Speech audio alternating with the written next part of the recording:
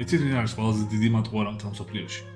ისეთ რაღაცებს მოიყვებით ამ ვიდეოში, რასაც ვერ დაიჯერებთ. ჯერ კიდევ ბავშვობიდან, ვაინებიდან მოყოლებული, ყველაზე ბევრ ნახვიანი ბავშვი იყო ვაინებზე. Forbes-ის ცნობით იყო ყველაზე შემოსავლიანი იუთუბერი მთელ მსოფლიოში, რამდენიმე წლის განმავლობაში. და ყველაზე დიდი სკანდალი მთელი YouTube-ის ისტორიაში. იმხელა სკანდალი, რომ თვითონ YouTube-ის დირექტორს მოუწია სიტყვით გამოსვლა ამ იუთუბერთან დაკავშირებით. კრივის კარიერა დაიწყო და პირდაპირ მეივეზერს ეჩხუბა. ასევე არის მსახიობი, ბევრი ფილმის მთავარ როლშია, ასევე ბევრი სერიალის. ასევე თვითონ ყოფილა სცენარისტი და რეჟისორი. ყველაზე დიდი YouTube დრამა რაც კი ყოფილა სხვა YouTuber-თან, ასევე მან შექმნა. ასევე შეიძლება ითქვას მისი შექმნილია ის ტრენდი, რომ ცნობილი ადამიანები ერთმანეთს რინგზე ეჩხუბებიან. ასევე ჰქონდა ძალიან შემოსავლიანი და დიდი მუსიკალური კარიერა. როგორც გავრცელებულია ინფორმაცია, მილიონობით ადამიანი დასკამა კრიპტოში. არის ენტერპრენერი და აქვს ბევრი ცნობილი ბიზნესი. მათ შორის ახლა გააკეთა Mr. Beast-თან ერთად ერთ-ერთი. შვარცენეგერთან ერთად ჩაატარა სახეში გაწმის ჩემპიონატი. ახლა გადავიდა WWE-ში და იქაც ისეთი რაღაცების კეთება დაიწყო, რასაც რამდენიმე ადამიანი თუ აკეთებდა მთელი ისტორიის მანძილზე და